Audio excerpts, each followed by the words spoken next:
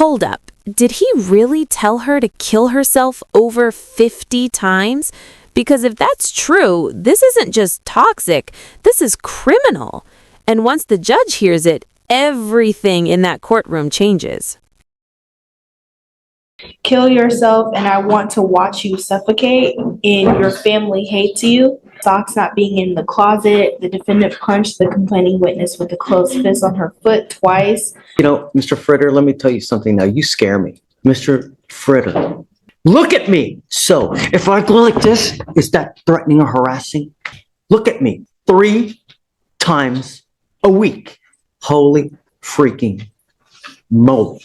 Today we've got an entitled brat who is an absolute maniac. He's been terrorizing and assaulting this poor woman like she's his personal punching bag, beating her, threatening her, controlling her, all because he thinks he's untouchable.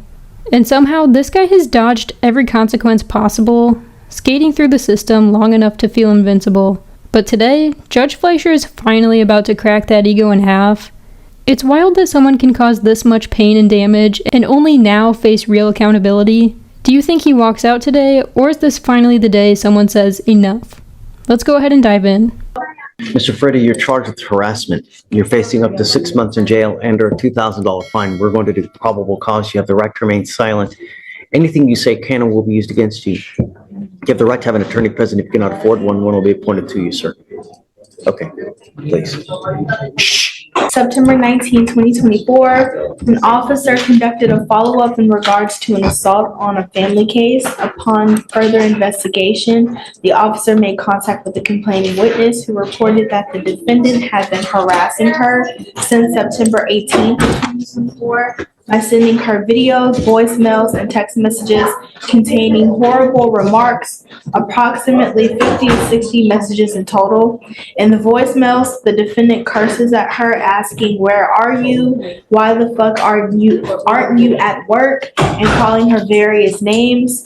Additionally, the complainant showed the officer text messages of the defendant telling the complaining witness, "Kill yourself and I want to watch you suffocate, and your family hates you." The complaining witness indicated that the continual harassment is making her fear him even more.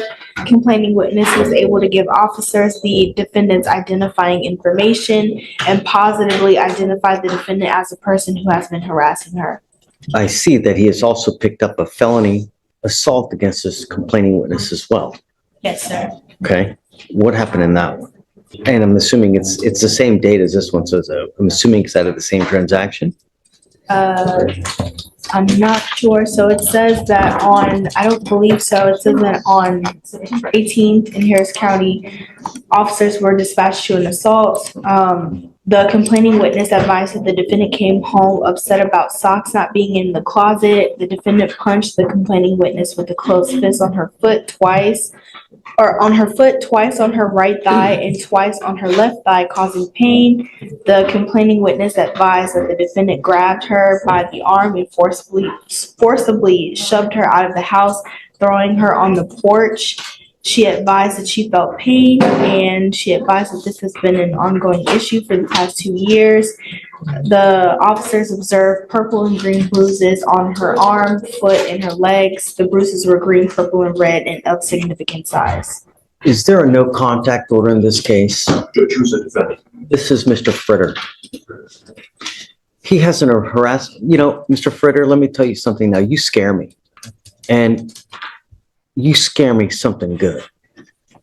You have, since 14, assault, trespass, deadly conduct, assault, DWI, forgery, and now a harassment and a felony assault. Judge, there has been a note filed, but there is no protective order in this case.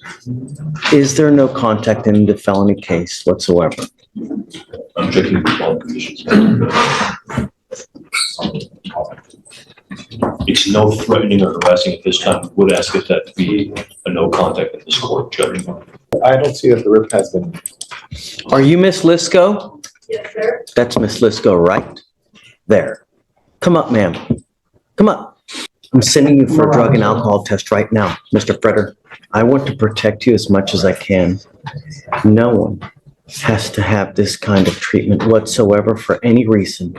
And I will do everything in my power to protect you All I need you to do is tell me. All I need is please give me the word. Mr. Fritter, look at me. This defendant is a full-blown menace. His criminal history is longer than the English dictionary and twice as embarrassing. The amount of assault charges he's racked up, you'd run out of fingers trying to count them. And now he's stacking even more, terrorizing this poor woman, beating her, threatening her, treating her like a hostage in her own life. The fact that he's been roaming the streets free is mind-blowing. This man really thought there were no consequences, like he's living in some alternate universe where he's the boss and everyone else just deals with it. The judge isn't having it for a single second, and you can see the rage behind the calm courtroom voice. You know it's bad when the court has to let you know. Normal people don't act like this. Imagine living in constant fear that he might pop up out of nowhere. What kind of life is that? And all of this over the most pathetic reasons. He's beating a woman because she didn't put socks away. Are you kidding me? That's not just insecurity, that's straight up pathetic. This guy has no respect for her, the law, the judge, or society in general. I'm hoping today is the day the judge throws the book, the bookshelf, and the entire legal library at him, because someone like this should never feel untouchable again. You so much. Can you imagine what life is like when someone has to walk on eggshells because they have the fear that if they make someone mad in the smallest respect of having socks not in the damn drawer, they're liable to get a beating? Can you imagine what life is like to live with that kind of fear? You're going to live it with me now, because one false move, I'm going to make your bond so high your head will spontaneously combust. But no one, and I mean no one, should have to live with that kind of fear. I'm sending you now for a drug and alcohol test because I want to know what, if anything, is in your system. And I don't know if I'm going to allow you to have contact with Miss Lisk. But if I find that you treat anyone or put anyone in fear or put anyone in harm's way, so help me, I will grow horn and tails because I will be so upset, and it will be on you. Do you understand? Yes. Abel, Yes, sir. I'm going to keep Mr. Fritter so close to me that it's just ridiculous. Yes, sir. I'm entering what's called a magistrate's order for emergency protection. This is a court order that identifies her as a protected individual. You're not to have any kind of communication whatsoever. You're not supposed to have you will not have any threatening or harassing contact. What is threatening or harassing doesn't matter what you think is threatening or harassing. It's what she perceives. So if I go like this, is that threatening or harassing? It most certainly is. And it's enough for me to put you in jail and make your bond $150,000, maybe 50, maybe 20. But I will do, Mr. Fritter, I will do everything in my power to protect every single person of this county. And I don't care if you're kicking, screaming, crying because you go to jail and don't have anyone to bond you out. I want to protect you, ma'am. And you know, the problem is that now that he's picked up these two cases, times will be just even more stressful. We have these protective orders. They're basically like cooling off motions so that, you know, you can separate, enough time will pass, people can kind of cool down, you know, so they're not under the stress of the excitement and then unleash on you. The last thing I want is for you to suffer any kind of harm whatsoever, you know, and I that's all I want, you know. All I'm asking is how things should be normal. Like, I'm not asking him for him to do Pythagoras theorem here. So I don't know. You know, what I'd like is if you please just talk to our DAs here. But I'd like you to have their phone number at the minimum so that should anything ever whatsoever, all you have to do is let us know and then There have been any contract with the DAs, or should it not be assault? I'm here for you. And I want to make sure that you're okay, you know? I've given him a lawyer. He knows what's expected of him. And I'm going to drug test him like crazy to make sure that he's not using alcohol or dope. In fact, I'm going to test him 2 times a week. I'm setting him now because I want to know what, if anything, is in his system. And then we'll go from there. Judge, he will come back positive, but that's prior use from. What were you going to test positive for, Mr. Freder? Marijuana. Okay. And ketamine, and probably some other stuff that could have been in the ketamine. But I mean, straight up, that's probably it. Mr. Freder, I'm going to test you. These are your bond conditions that are going to apply to you now.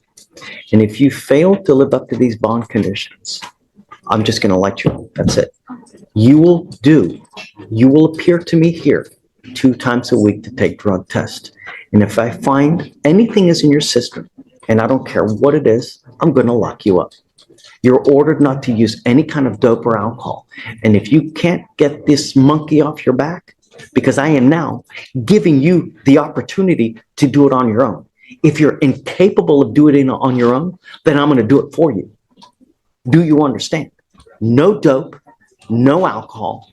And when I mean no alcohol from any source. No isopropyl alcohol, cakes, candies, foods, gums, energy drinks, tequila, lollipops, hair dye. I've heard it all, and I don't care. You come to me test positive, you'll stay with me.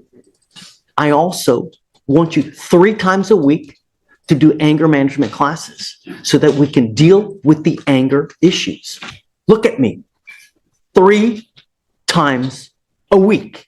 And I want a piece of paper showing me that you've done it, the date, time, location of where you've done it, so that I can verify that you've done it.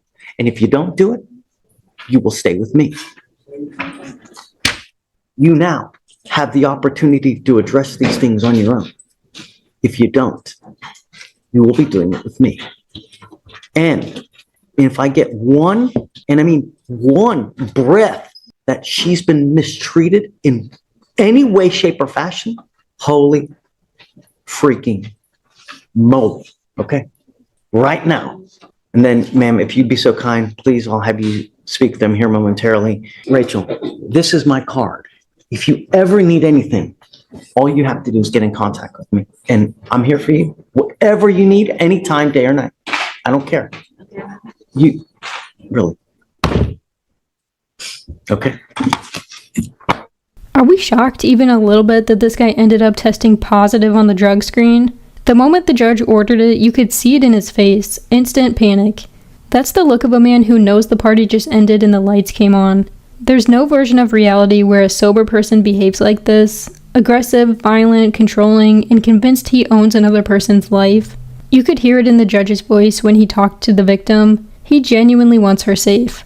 Judges see thousands of cases and they don't usually show emotion. So when they do, you know the situation is serious. Honestly, it's wild that the judge didn't just send him straight to jail today. With a criminal record like that and a history of terrorizing this woman, most people would have been hauled out in cuffs. But instead, he gets another chance, even after proving he can't handle the ones he's already had.